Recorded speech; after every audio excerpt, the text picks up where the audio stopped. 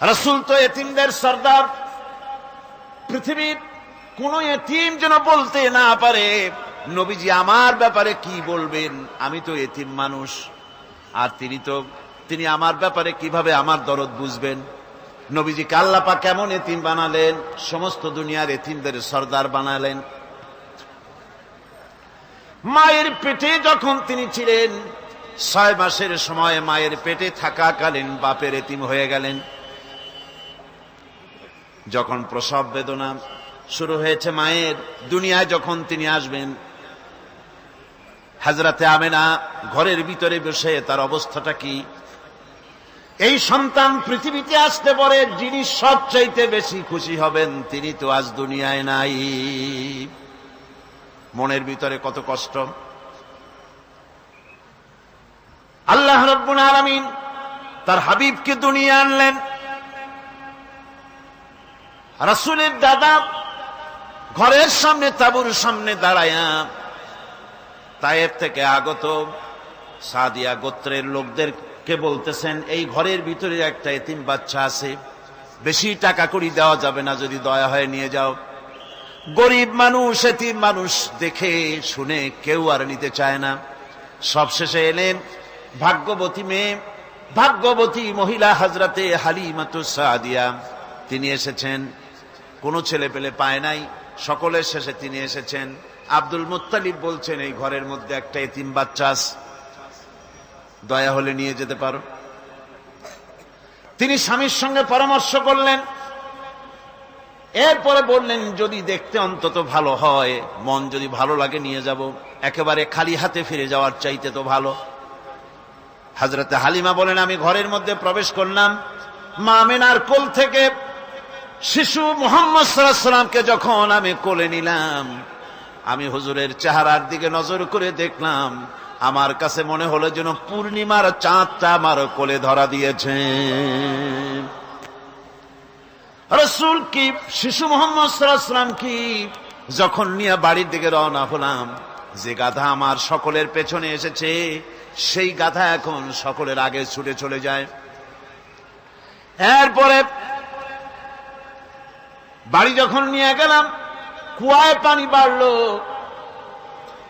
গাছে ফসল বাড়লো, খেজুর গাছে খেজুর বাড়তে লাগলো, জমিনে ফলন বেড়ে গেল।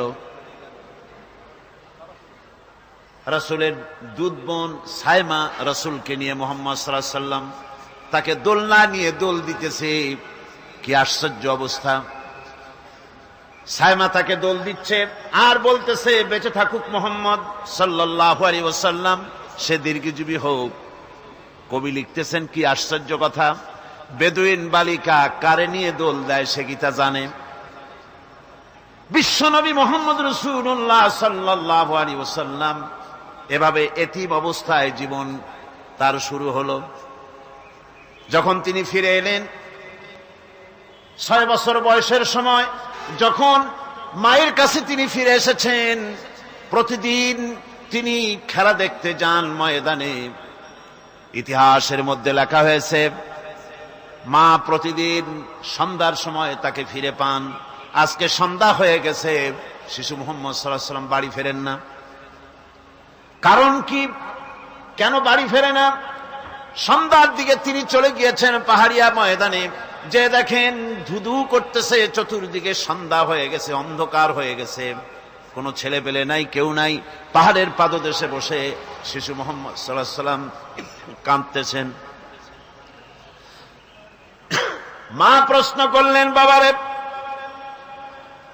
সন্ধ্যা উত্তীর্ণ হয়ে গেল, কেন একা একা বসে বসে কাঁদো? তিনি বলছেন, মাজি আজ কদিন খেলা দেখতে আসলাম ময়দানে, প্রতিদিন দেখি যখন সন্ধ্যা হয়ে যায় মুরব্বী শ্রেণীর কিছু লোক আসে, ছেলেকে নাম ধরে ডাক দেয়, ছেলেরা দৌড়ে তার বাবার কাছে চলে যায়, আর বাবা ছেলেকে কোলে নিয়ে মুখে চুমা দিয়ে বাড়ির দিকে নিয়ে যায়। আমি আজ কদিন পর্যন্ত এই ময়দানে এলাম, কোনদিন সন্ধ্যা বেলায় তো কেউ এসে আমাকে মুহাম্মদ বলে একটা ডাক দিল না। আমার আব্বা কি নাই? আল্লাহ রাব্বুল আলামিন বলেন, আলাম ইয়াজিদকা ইয়াতীমান ফাআওয়া, এরকম এতিম অবস্থায় পেয়ে আমি কি আপনাকে আশ্রয় দেই নাই? আপনাকে আমি পেয়েছি এতিম অবস্থায়, এরপরে আমি আপনারে আশ্রয় দিলাম। ওয়া ওয়াজাদাকা দাল্লান ফাহাদা, এরপরে আমি আপনাকে পথ হারা পেলাম, আমি আপনাকে পথের দিশা দিয়া দিলাম। ওয়া ওয়াজাদাকা আইলান ফাআগনা, এরপরে আমি আপনাকে দরিদ্র অবস্থায় পেয়েছি, তারপরে আমি আপনার দারিদ্র্য মুক্ত করেছি আপনাকে।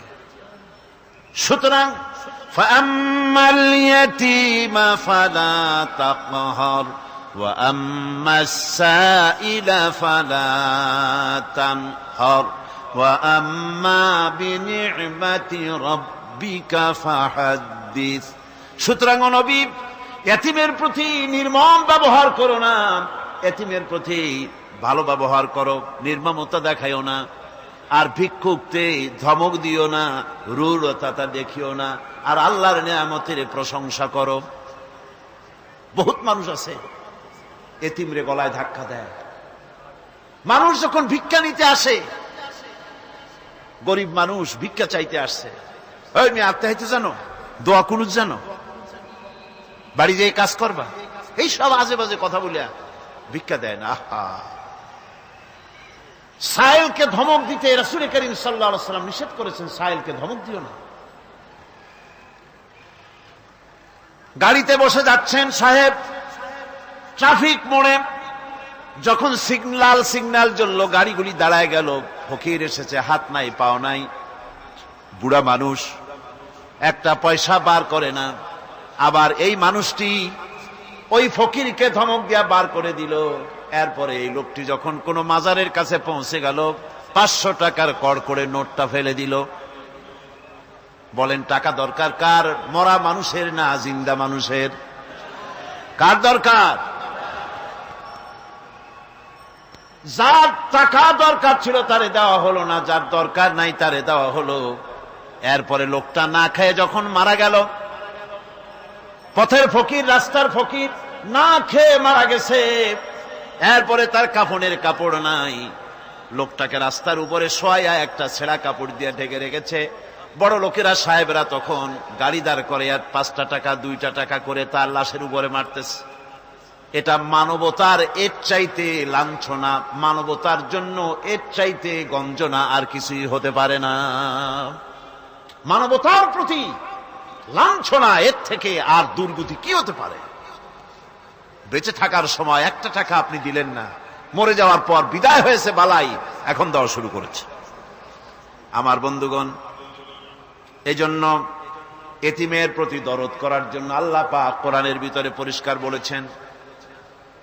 রাসূল করিম সাল্লাল্লাহু আলাইহি ওয়াসাল্লাম নিজে এতিম ছিলেন, আর এতিমের প্রতি তার এত দরদ ছিল, একবার তিনি ঈদের দিকে নামাজ পড়ার জন্য যাচ্ছেন। প্রতিমধ্যে দেখেন একটা বাচ্চা ছেলে কাঁদতেছে। এই রাস্তায় কত মানুষ গেল, কেউ দাঁড়ালো না থমকে, বাচ্চার ক্রন্দন কাউকে থামাইতে পারল না। কিন্তু বিশ্ব নবী, দয়ার নবী রাহমাতুল লিল আলামিন বাচ্চার কান্না দেখে পাও বাড়াতে পারলেন না। নবীজি দাঁড়ায় গেলেন, জিজ্ঞেস করেন, ও বাচ্চা, ঈদের দিনে কাঁদো কেন? ঈদের দিনে তো কাঁদতে নাই। বাচ্চা বলে, তোমার কাছে বলবো না, আমি সেই সকালবেলা থেকে বসে আছি, আমি যদি মক্কার আব্দুল্লাহর পুত্র মুহাম্মদ রাসূলুল্লাহ সাল্লাল্লাহু আলাইহি সাল্লামকে পাই, মনের দুঃখ তার কাছে বলবো। বিশ্ব নবী জমিনের উপরে বসে পড়লেন, বাচ্চারে কোলের উপরে উঠায় বলেন, বাচ্চা বলো কি তোমার দুঃখ? তুমি যার জন্য বসেছো আমি তো সেই এতিম নবী, কি বলতে চাও? বাচ্চা বলতেছেন, ইয়া রাসূলুল্লাহ, আমার বাবা মারা গেছে। সেই ছোট্টবেলায় একেবারেই তখন মায়ের পেট থেকে আমি আসার পর বাপ মরে গেল, আমার মা আর একজনের সঙ্গে বিয়ে বসেছে। সেই পুরুষটি আমারে দেখতে পারে না, আমার মা যদি আমারে কোলে করে এসে সহ্য করতে পারে না, আমারে চুমা খাইলে সহ্য করতে পারে না, আমারে খাবার দিলে মা মার খায়, আজ ঈদের দিনের রাতে আমার মা আমাকে বলল, বাবারে তোমার কপাল খারাপ, তোমার বাবা মারা গেছে, তোমাকে সাহায্য করার কেউ নাই, আমি তোমার যত্ন করতে পারলাম না, কোলে নিয়ে সুমাও দিতে পারি না, আমার এমনই কপাল খারাপ। সুতরাং এতিমের দরদ এতিম ছাড়ার কেউ বুঝবে না। তুমি আজ চলে যাও, ওই রাস্তায়, ঈদের রাস্তায় দাঁড়ায় থাকো, মাঠের রাস্তার পাশে, বিশ্ব নবীর কাছে তোমার দুঃখ বলো, এতিমের দুঃখ তিনি বুঝবেন। আমি মায়ের কথা মতো এই জায়গায় এতক্ষণ বসে আছি, হুজুর আপনি দয়া করে, আমার কথা তো আপনার কাছে বললাম, আমার মনের এই দুঃখ। নবীজি বাচ্চার কথা শুনতেছিলেন, চোখ দিয়া পানি পড়তেছিল। বাচ্চাকে বুকের সঙ্গে জড়িয়ে ধরে নবীজি বলেন, ও এতিম, মুহাম্মদ সাল্লাল্লাহু আলাইহি ওয়াসাল্লাম যদি তোমার পিতা হন আর হযরতে আয়েশা যদি তোমার মা হয়ে যায়, বলো তোমার মনের দুঃখ মেটে নাকি? ছেলে ডুকরে কেঁদে উঠলো আর বলল, ইয়া রাসূলুল্লাহ, আপনি যদি আমার পিতা হন আর আয়েশা যদি আমার মা হয়ে যায়, এর থেকে বড় সৌভাগ্যের আমার তো আর কিছুই নাই। নবীজি এতিমকে বাড়ি নিয়ে গিয়ে হযরতে আয়েশার হাতে তুলে দিয়ে বললেন, আয়েশা রে, পবিত্র ঈদের দিনে আল্লাহ রাব্বুল আলামিন তোমার জন্য একটা উপহার পাঠিয়েছেন, এটা যত্ন করো। এতিমের প্রতি দরদ রাখার জন্য আল্লাহ রাব্বুল আলামিন বলেছেন, এতিম, মিসকিন, বিধবা, অসহায় লোক, তাদের প্রতি যাতে করে মুসলিম সমাজ লক্ষ্য রাখে, সেজন্য আল্লাহ পাক নির্দেশ করেছেন। বুখারী এবং মুসলিম শরীফের হাদিসে এসেছে, আস-সাই আলাল আরমালাত ওয়াল মিসকিন কাস-সাই ফি সাবিলিল্লাহ। বিধবাদের জন্য, মিসকিনের জন্য কেউ যদি কোনো উদ্যোগ গ্রহণ করে, কেউ কোনো সাহায্য দেয়, জিহাদের ময়দানে জিহাদ করে আল্লাহর রাস্তায় যে সওয়াব পাওয়া যায়, যে মর্যাদা পাওয়া যায় আল্লাহর কাছে, এতিম, মিসকিন, বিধবাকে সাহায্য করলে সেই সওয়াব আল্লাহ রাব্বুল আলামিন আমলনামায় দিয়ে দেন। আমাদের প্রিয় নবী এতিম মিসকিনদের খুবই ভালোবাসতেন তার নিজের চাকর হযরত যায়েদ ও আনাস রাদিয়াল্লাহু তাআলা আনহুকে। সে সম্পর্কে এখন আলোচনা করা হচ্ছে। তার চরিত্রই প্রমাণ করে, নবীদেরকে বাইয়িনাত দেওয়া হয়েছে, এমন চরিত্র, আচার আচরণ দেওয়া হয়েছে যাতে করে লোকেরা অভিভূত হয়ে যায়, আকৃষ্ট হয়ে যায়। হযরতে যায়েদ, তিনি তো কৃতদাস ছিলেন, হারায় গেলেন বাপ মা থেকে, আর এরপরে কুদরত তারে মুহাম্মদ সাল্লাল্লাহু আলাইহি ওয়াসাল্লামের ঘরে উঠায় দিল। তিনি তখনও আল্লাহর নবী, তখনও নবুয়তের দায়িত্ব পান নাই। যায়েদের পিতার কাছে খবর হয়ে গেল, যায়েদ আছে রাসূলের বাড়িতে, মুহাম্মদ সাল্লাল্লাহু আলাইহি ওয়াসাল্লামের বাড়ি মক্কায়। তারা এসে হুজুরের সঙ্গে দেখা করে বললেন, মুহাম্মদ সাল্লাল্লাহু আলাইহি ওয়াসাল্লাম, জানতে পেরেছি আপনার কাছেই আমাদের ছেলে যায়েদ আছে, মেহেরবানি করে তাকে আমাদেরকে ফিরায় দেন। হুজুর বলেন, যায়েদ যদি তোমাদেরকে চিনতে পারে আর যদি যেতে চায়, আমার পক্ষ থেকে কোনো আপত্তি নাই, অবশ্যই যাবে। তবে যায়েদ যদি যেতে না চায়, আমি এমন লোক নই যে কেউ আমার কাছে থাকতে চাইলে আমি জোর করে তাকে ঠেলেও দিতে পারি না, আমি তেমন লোক নই। পিতা বললেন, আপনি অবশ্যই যুক্তিপূর্ণ কথা বলেছেন। হযরতে যায়েদকে আনা হলো। হুজুর বললেন, তুমি কি চেনো এদের? কি? যায়েদ বললেন, চিনি, ইনি আমার বাবা, উনি আমার চাচা। যায়েদের পিতা বলেন, বাবারে বাড়ি চলো, তোমার মা কেঁদে কেঁদে হয়রান, চলো বাড়ি যাই, বাড়ির যা কিছু আছে সব তোমাকে ফিরিয়ে দেওয়া হবে। হযরতে যায়েদ বলতেছেন, পিতা, বাড়িতে যা আছি তাই শুদ্ধ, তামাম দুনিয়াটা যদি আমারে দেওয়া হয়, এই লোকটির কাছে থেকে যে ব্যবহার পেয়েছি, আমি এই লোকের কদম ছেড়ে যেতে পারি না। তার চরিত্রই প্রমাণ করে তিনি নবী, কি ব্যবহারটা পেয়েছেন। হযরত আনাস রাদিয়াল্লাহু তাআলা আনহু ছোট মানুষ, 8 বছর বয়সের সময় হুজুরের খাদেম হয়ে হুজুরের বাড়িতে আসছেন। আচ্ছা, 8 বছর বয়সের কিশোর ভুল তো করতেই পারে। গরম পানি চাইলে ঠান্ডা পানি এনে দেবে, স্যান্ডেল চাইলে জুতো আনবে, বিছানা বিছাইতে বললে উঠাই দেবে, এটা স্বাভাবিক। কিশোর মানুষ, ছোট মানুষ। এবার শুনুন, বাইয়ানাত কারে বলে? নবীদের বাইয়ানাত আল্লাহ যে দিয়েছেন সেটা কি জিনিস? সেটা হলো উন্নত মানের চরিত্র, তার ব্যবহার ওঠা বসা যা দেখলে মানুষ বুঝতে পারে তিনি আল্লাহর নবী। হযরতে আনাসের মুখে শুনুন, হযরতে আনাস রাদিয়াল্লাহু তাআলা আনহু বলেন, একাধিক ক্রমে টানা 10টি বছর রাসূলের খেদমতের ভিতরে নিয়োজিত ছিলাম। 10টি বছরের ভিতরে একটা দিনের জন্য নবীজি আমাকে ধমক দিয়ে কথা বলেন নাই। এটা ধমক দিলেন না আমারে, এটা করছো কেন, এটা করো নাই কেন? সুবহানাল্লাহি বিহামদিহি। গোটা পৃথিবীর সমস্ত মুমিন মুসলমানদের, পুরুষ আর নারীদের জীবন, কলিজা, রক্ত রাসূলের কদম মোবারক উৎসর্গ হয়ে যায়। মহান রব্বুল আলামিনের কাছে তার হাবিব রাসূলুল্লাহ সাল্লাল্লাহু আলাইহি ওয়াসাল্লামের ছিল বিশেষ মর্যাদা।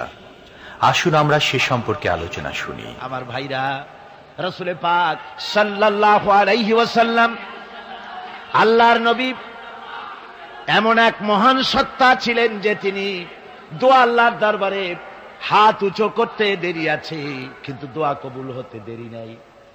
হিজরত করে মদিনায় এসেছেন, নামাজ পড়তে দিল চায়, কাবা শরীফের দিকে ফিরে যদি নামাজ পড়তে পারতাম দিলটা বড় ভালো লাগতো, কিন্তু হাত উঁচু করে মোনাজাত করতেছেন না, আল্লাহর কাছে বলতেওছেন না যে আল্লাহ তুমি আমার কিবলাটা বাইতুল মুকাদ্দাস থেকে ফিরাইয়া মক্কা শরীফে বাইতুল্লাহর দিকে ফিরাইয়া দাও। মুখেও বলতেছেন না, মনেও না, শুধু আকাশের দিকে বারবার তাকাচ্ছেন, মোনাজাত করেন নাই।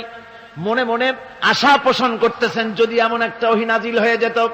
আল্লাহ রাব্বুল আলামিন সঙ্গে সঙ্গে রাসূল জোহরের নামাজ পড়তেছিলেন, 2 রাকাত পড়া হয়ে গেছে, এমন সময় ওহী নাজিল হয়ে গেল, ক্বাদ নারা তাকাল্লুবা ওয়াজহিকা ফিস সামা। ও নবী, আমি দেখতে পেয়েছি বারবার আপনি আকাশের দিকে তাকাচ্ছেন। সুবহানাল্লাহ, আমি দেখতে পেয়েছি। فَلَنُوَلِّيَنَّكَ قِبْلَةً تَرْضَاهَا فَوَلِّ وَجْهَكَ شَطْرَ الْمَسْجِدِ الْحَرَامِ। আর দেরি নাই, আপনার মনের আশা পুরা হয়ে গেছে, এক্ষুনি আপনার কিবলা পরিবর্তন করুন। হুজুর 2 রাকাত পড়েছিলেন বাইতুল মাকদাসের দিকে ফিরে, বাকি 2 রাকাত তিনি মক্কা শরীফের কাবা শরীফের দিকে ফিরলেন। আজও পর্যন্ত সেই মসজিদ আছে, সাক্ষ্য দিচ্ছে নবীর কথা কিভাবে মঞ্জুর হয়। মসজিদে কিবলাতাইন মদিনা মুনাওয়ারায় সে মসজিদ আজও আছে। ভাইরা আমার, রাসূল পাক সাল্লাল্লাহু আলাইহি ওয়াসাল্লাম এত বড় মর্যাদা সম্পন্ন ব্যক্তিত্ব, মহান ব্যক্তিত্বের উম্মতের মধ্যে আল্লাহ আমাদের শামিল করেছেন। শুকরিয়া স্বরূপ আমরা পড়ি আলহামদুলিল্লাহ। জোরে সোরে পড়েন আলহামদুলিল্লাহ। আমার ভাইয়েরা, মর্যাদা এত বেশি আল্লাহ রাসূলকে আল্লাহ রাব্বুল আলামিন দান করেছেন। এই পৃথিবীতে কোন মানুষের সঙ্গে যদি আপনি বেয়াদবি করেন, তিনি আপনার বাপ হোক, তিনি আপনার মা হন, অথবা আপনার উস্তাদ হন, অথবা আপনার পীর হন, যে কেউ হোক না কেন, কারো সঙ্গে যদি কোনো বেয়াদবি হয়ে যায় তো শুধু একটা বেয়াদবি ছাড়া আর কিছুই না। কিন্তু নবীজির সঙ্গে যদি কেউ বেয়াদবি করে, সেটা শুধু বেয়াদবি থাকে না, কুফরি হয়ে যায়। কি হয়ে যায়? কুফরি হয়ে যায়। রাসূলুল্লাহকে কেউ তাওহীন করলে, অসম্মান করলে, সমালোচনা করলে কাফের হয়ে যায়। যারা বলেন কি হয়ে যায়? কত বড় মর্যাদা! রাসূল পাক সাল্লাল্লাহু আলাইহি ওয়াসাল্লাম, তার সামনে সাহাবায়ে কেরাম বসা, হুজুর কথা বলছেন, সাহাবায়ে কেরাম তারাও কথা বলছেন। কথা বলতে বলতে এক পর্যায়ে সাহাবীদের গলার আওয়াজ বড় হয়ে গেছে, হুজুরের গলার আওয়াজ শোনা যায় না, সাহাবীদের গলার আওয়াজটা বড় হয়ে গেল। আল্লাহ রাব্বুল আলামিন এতটুকুর বরদাস্ত করলেন, আমার নবীর গলার আওয়াজের চাইতে তোমাদের আওয়াজ বড় হলো কেন? সঙ্গে সঙ্গে ওহী নাজিল হয়ে গেল। আল্লাহ রাব্বুল আলামিন বলেন, ইয়া আইয়ুহাল্লাযীনা আমানু লা তারফাউ আসওয়াতাকুম ফাওকা সাউতিন নবী। ও বিশ্বাসীরা, খবরদার, তোমরা যারা ঈমান এনেছো শোনো, তোমাদের গলার আওয়াজ যেন আমার নবীর গলার আওয়াজের চাইতে বড় না হয়ে যায়। যদি তা হয়, আনতাহবাতা আমালুকুম, জীবনের সমস্ত ভালো কাজগুলি আমি আল্লাহ বরবাদ করে দেব। আজ পর্যন্ত এই আয়াতে কারিমা রাসূল পাক সাল্লাল্লাহু আলাইহি ওয়াসাল্লামের রওজায়ে আতহারের সামনে সবুজ সাইনবোর্ডের উপরে সোনার অক্ষর দিয়ে এই আয়াতে কারিমা লেখা রয়েছে। সুবহানাল্লাহ। সর্বকালের, সর্বযুগের সর্বশ্রেষ্ঠ মহামানব, সর্বশ্রেষ্ঠ বিশ্বনবী, আল্লাহর পরে যার মর্যাদা, তিনি হচ্ছেন মুহাম্মদ রাসূলুল্লাহ সাল্লাল্লাহু আলাইহি ওয়াসাল্লাম। রাসূলুল্লাহ সাল্লাল্লাহু আলাইহি ওয়াসাল্লামের প্রতি মহান আল্লাহর ভালোবাসার অন্যতম নিদর্শন হচ্ছে মেরাজ। এর মাধ্যমে আল্লাহ রাব্বুল আলামিন তার বন্ধুকে নিজের সান্নিধ্যে নিয়েছিলেন। এখন আমরা শুনব সেই মেরাজের কাহিনী। দুলির ধরা থেকে রাসূলকে আরশে আজিমে নিয়ে যাওয়া হবে। বোরাক এলো। বোরাক হচ্ছে বারকুন থেকে উৎপত্তি। এর অর্থ হচ্ছে বিজলি, বৈদ্যুতিক গতি সম্পন্ন, ঘোড়ার চাইতে ছোট, খচ্চরের চাইতে বড়, এই জাতীয় একটা প্রাণীর মতো হযরতে জিবরাইল নিয়ে আসলে। আমাদের দেশে কারো কারো বাড়িতে আয়নায় বান্ধানো থাকে এই ছবিটা। ঘোড়া আছে, দুইটা ডানা আছে, মাথাটা মেয়ে লোকের মতো, চুলগুলো ঝুলে পড়ছে, নিচে লেখা আছে হাজা বুরাকুন নবী সাল্লাল্লাহু আলাইহি ওয়াসাল্লাম। আন্দাজে কোথায় পাইছে আল্লাহ, মিথ্যে কথা, বাজে কথা। আল্লাহ এরকম একটা মেয়ে লোক মার্কা ঘোড়া পাঠাইছিল হুজুরকে নেওয়ার জন্য, এটা কথা হইল। রাসূলকে মক্কা থেকে, উম্মে বাবে উম্মে হানি থেকে হুজুরকে বের করে নিয়ে যাওয়া হলো বাইতুল মাকদাসে। সমস্ত পয়গম্বর, দুনিয়া আল্লাহ যাদের পাঠিয়েছিলেন, সমস্ত রূহ উপস্থিত ছিল সেখানে। রাসূল করিম সাল্লাল্লাহু আলাইহি ওয়াসাল্লাম এখান থেকে মেরাজ করলেন। এতটুকুন ছিল ইসরা। কোরআনে কারীম বলছে, আজকের কারি সাহেব যেখান থেকে তেলাওয়াত করেছিলেন, সুবহানাল্লাযী আসরা বিআবদিহি লাইলাম মিনাল মাসজিদিল হারামি ইলাল মাসজিদিল আকসা।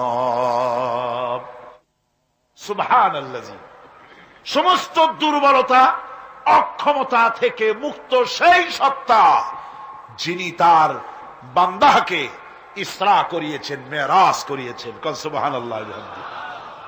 সমস্ত দুর্বলতা, অক্ষমতা থেকে মুক্ত তিনি পার করে নিয়ে গিয়েছেন। তারপরে মুহূর্তের ভিতরে মহাশূন্য পাড়ি দিয়ে, সেই মহাশূন্য মানে কি? এইখান থেকে সূর্য কত দূরে জানেন না? 9,30,00,000 মাইল দূরে এখান থেকে সূর্য। সেই সূর্য, তারপরে রয়েছে গ্যালাক্সি, মিল্কি ওয়ে, গ্রহ নক্ষত্র, সে যে কত দূরে, যে সমস্ত তারকা, এমন বহুত তারকা আছে যে তারকা সৃষ্টির পর তার আলো পৃথিবীর মাটি আজ পর্যন্ত স্পর্শ করে নাই, অথচ আলোর গতি প্রতি সেকেন্ডে কত মাইল? 1,86,000 মাইল। এই 1,86,000 মাইলের সেকেন্ড, এর মিনিট, এর ঘন্টা, এর দিন, এর সপ্তাহ, এর মাস, এর বছর, এটাকে বলা হয় লাইট ইয়ার, আলোকবর্ষ।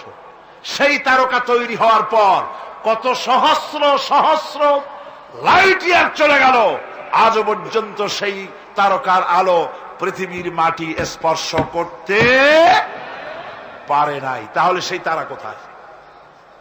আল্লাহ রাব্বুল আলামিন তার হাবিবকে চাঁদ, সূর্য, গ্রহ, নক্ষত্র, মহাশূন্য পাড়ি দিয়ে, তারপরে 7 আকাশ পাড়ি দিয়ে সিদরাতুল মুনতাহা পর্যন্ত নিয়ে গেলেন। জোরে কোন সুবহানাল্লাহ।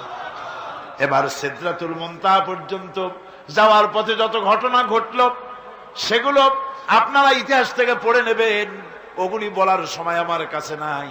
সিদরাতুল মুনতাহায় যাওয়ার পর হযরতে জিবরাইল বলেন, আর আমি যেতে পারবো না, এটা হলো বিপজ্জনক বর্ডার। আমি যদি আর এক চুল অগ্রসর হই তাহলে আমি জ্বলে পুড়ে ছাই হয়ে যাব, আমার আর যাওয়ার অধিকার নাই। হুজুর সেখানে বসে থাকলেন। জিবরাইল বলে গেলেন, এখান থেকে আপনাকে নেওয়ার কুদরতি ব্যবস্থা হয়ে যাবে। রাসূল দুনিয়ায় ফিরে এসে হযরতে বেলালকে ডেকে বলেছিলেন, বেলাল গো, এমন কি আমল তুমি করো আমারে শোনাও হযরতে বেলাল বলেন, হুজুর আমার আমল তো সব আপনি জানেন। কয় না, কি করো শোনাও।